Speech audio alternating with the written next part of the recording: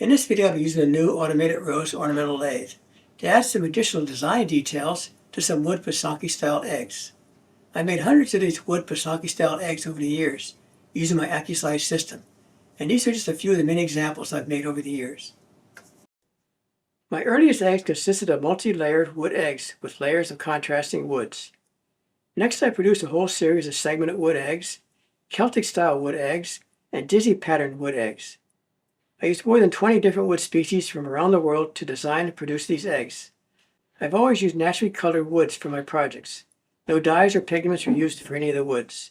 There are numerous YouTube videos describing the production of these various styles of wood Pysanky eggs. In this video, I'll be describing the application of the new Automated Rose Ornamental Lathe to add some additional design details and design elements to these wood-style Pysanky eggs. In order to enable the addition of design elements to these previously turned eggs, I needed some way to hold them on the Rose Ornamental Lathe. I'll be cutting rosette patterns on the faces and sides of these eggs.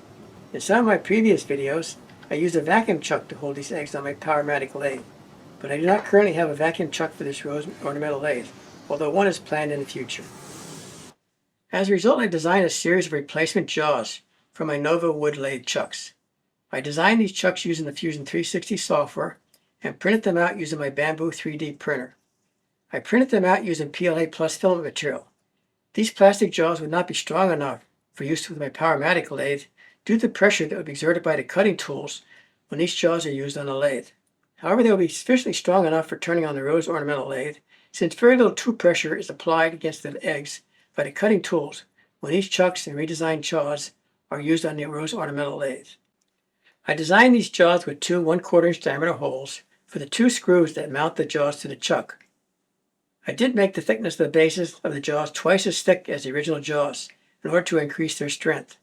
I also designed the bottom of the jaws to be identical to the standard jaws with a circular ring on the bottom which aligns with the circular groove on the chuck.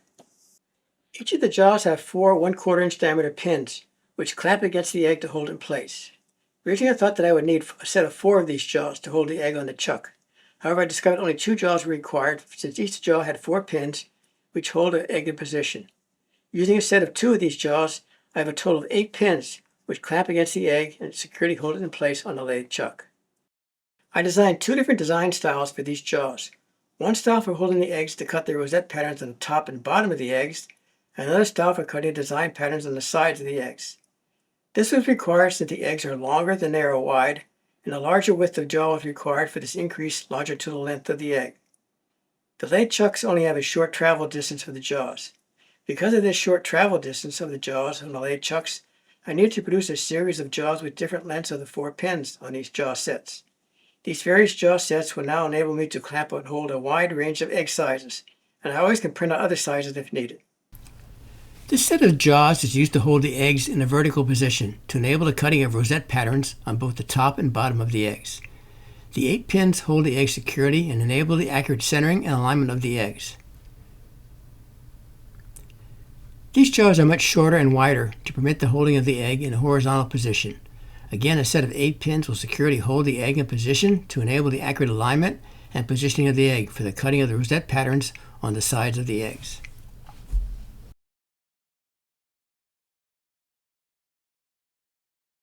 This section of the video is being shown at 10 times the actual cutting speed, and the video is highly edited to reduce your viewing time.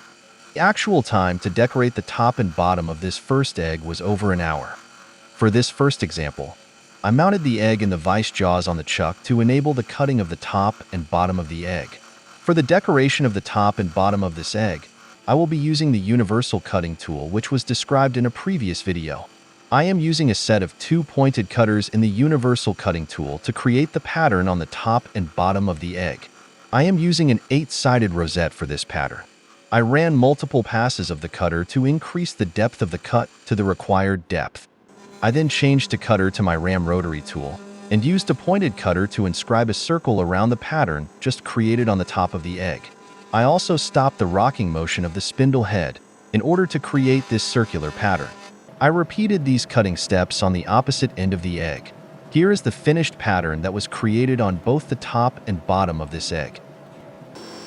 I then mounted the egg in the second set of jaws to hold the egg in the horizontal position.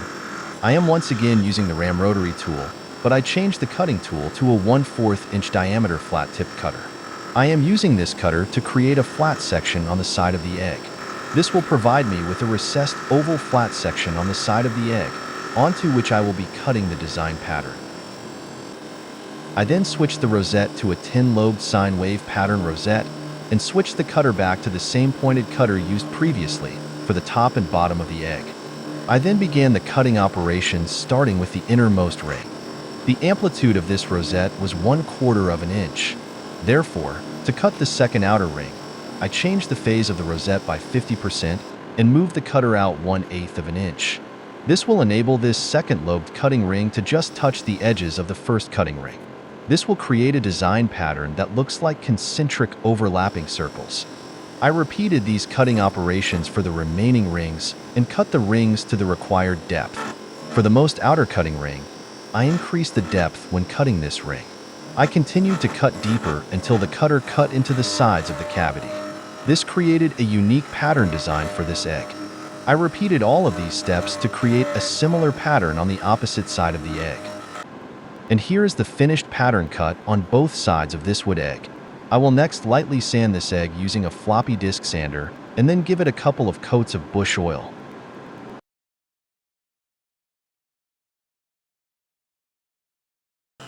On this second wood egg, I will be doing something a little different. Instead of cutting a flat oval section on the side of the egg, I will be creating a rounded or dome-shaped section onto the side of the egg onto which I will be cutting the rosette patterns. As I mentioned in my previous video, I prefer to cut my patterns on rounded shapes and also make deeper cuts in order to create more pronounced designs. But this does require a little more work to create this rounded or dome-shaped protrusion on the side of the egg. In order to create this rounded section on the side of the egg, I will be once again using the 1/4 inch diameter flat tip cutting tool. I then created a flat section in the center of the egg using this tool. To create the rounded shape, I rotated the cutting tool about 15 degrees and proceeded to cut the outer shape of this rounded section, increasing the depth of the cutter as I moved the cutter outwards. I continued these cutting steps until I achieved a shape close to what I needed. However, this does not create a perfect shaped dome on the side of the egg.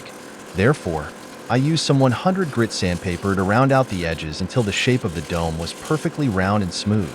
I used additional finer grits of sandpaper to finish smoothing the surface of the dome shape on the egg. I am now ready to cut the rosette patterns onto this dome shape on the side of the egg. For this design, I will be using an 18-lobe sine wave rosette. I will be using the spindle motor with a pointed tip cutting tool. The amplitude of the rosette is 1/4 of an inch. Therefore, for the cutting of the rings, I will be phasing the rosette by 50% and moving the cutter outwards 1/8 of an inch with each consecutive ring. This will create a similar circular pattern as was shown in the previous example. However, this pattern will have 18 waves in each layer and will produce a more detailed design pattern. I first of all cut the center ring. This center ring was only cut to a depth of 30 thousandths of an inch. If I were to cut this ring any deeper, the shape of the lobes would be distorted and even cut away by the cutting tool. All of the subsequent rings will be cut much deeper. In fact, I actually increased the depths of each ring as I moved outwards. I continued to cut each consecutive ring, increasing the phase by 50% and moving the cutter outwards 1/8 of an inch for each ring until all the required rings were cut. I also moved the cutter inwards further as I cut each consecutive ring, not only to make up for the curvature of the dome surface, but also to provide for more pronounced shapes of these outer rings. I cut one last circular ring. I stopped the rocking motion of the spindle motor in order to cut a circular ring. I cut the ring right on the edge of the cavity that was created at the beginning of this design. I made this cut much deeper than the previous cut rings. This is the finished pattern for this egg. Once again, I will give this egg a light sanding with a floppy disk sanding wheel and then give it a couple of coats of bush oil.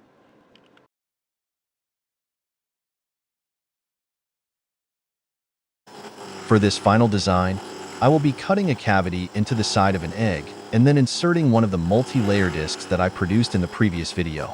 I am using the 1/4 inch diameter cutting tool mounted on the spindle motor to cut the circular pocket onto the side of the egg. I stopped the rocking motion of the spindle and took multiple passes with the cutting tool to create the cavity on the egg. This took quite a while to cut this cavity. I cut this cavity quite deep into the side of the egg. This would have been much faster if I had used a Forstner bit. I will probably try this in the future. I next needed to prepare the multi-layer disc that will be inserted into this cavity on the side of the egg. I prepared the multi-layer disc by slicing a maple board and a padauk board to a thickness of about 50 thousandths of an inch thick using my Accu-Slice system. I then glued these thin discs together using epoxy cement and allowed them to dry overnight. I will be using the maple wood as the top or outer layer, and the padauk wood will be the underlayer for this design. I cut a round disc just slightly larger than the diameter of the cavity created in the egg. I mounted this multi-layer disc onto a flat plate chuck using double-sided tape. I then mounted this chuck onto the spindle on the rose lathe. For this design, I will be cutting an alternating pattern very similar to the pattern used in the previous example. I used the same 18 sine wave rosette and the pointed cutting tool mounted in the spindle motor for this design. Once again, I phased each of the consecutive rings by 50% and spaced them by 1/8 of an inch for each of the rings. All of the rings were cut to the same depth to expose the padauk inner layer, with the exception of the center ring, which was only cut to a depth of 30 thousandths of an inch. Here is the completed multi-layer disc ready to be glued into the cavity in the egg. I sanded the outer edge of this disc so that it was the exact diameter of the cavity in the egg and then glued it into the egg using some Titebond glue. After gluing the multi-layer disc into the cavity in the egg was then finished with some bush oil.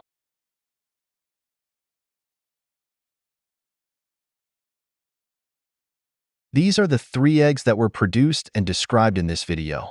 The designs on these eggs were cut on my Automated Rose Ornamental Lathe using the jaws that I had designed and developed for my Nova chucks. In this video, I described cutting designs on the top, bottom, and the sides of the wood-turned eggs using these jaws mounted on a Nova chuck. These jaws are intended for use only on the Rose Ornamental Lathe. Since they were printed out using PLA plastic, they are fairly weak. They could never be used on a regular high-speed lathe. These jaws did work quite well for producing the designs on the top, bottom, and sides of the eggs on the Rose Ornamental Lathe. However, I did have one concern. When using the jaws for holding the eggs in the horizontal position, I observed some flexing of the plastic jaws. The base of the jaws extended past the side edge of the chuck by quite a bit. As a result, there was a good deal of flexing and moving of the jaws as the vise was tightened. They did work, but I was concerned by the amount of flexing, especially when turning larger eggs. As a result, I developed an additional design of jaws to reduce this flexing. These jaws will be mounted onto the cold jaw plates on the Nova chuck. Using the cold jaws provided additional support for the jaws. This was definitely an improvement for the use of these jaws when producing designs on the sides of the eggs. I plan on using these jaws when producing designs on the center of the sides of the eggs. However, when I am producing designs on the top and bottom of the eggs, I still plan on using the original design jaws as demonstrated in this video. However, I still had one more concern.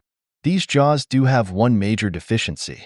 If I want to create a design that is off-center or on some other position on the egg, the jaws are not flexible enough to permit the offsetting or movement of the egg to create these designs. As a result, I just created a new design of egg holder for the Rose engine. With this new design, I can tilt the egg and also move it back and forth. This new design permits the placement of design elements on any position of the egg, with the exception of the very top and bottom of the egg. This is my new design, which I call the Universal Egg Holder for the Rose Ornamental Lathe. With this new jig, I can position the egg at various angles and positions to permit the placement of Rose engine design elements at any location on the egg.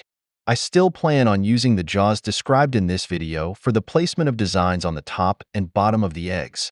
This new Universal Egg Holder will be described in the next video in this series. Thank you once again for watching this video. If you have any questions or comments, please leave them in the comments below or send me an email. Thank you.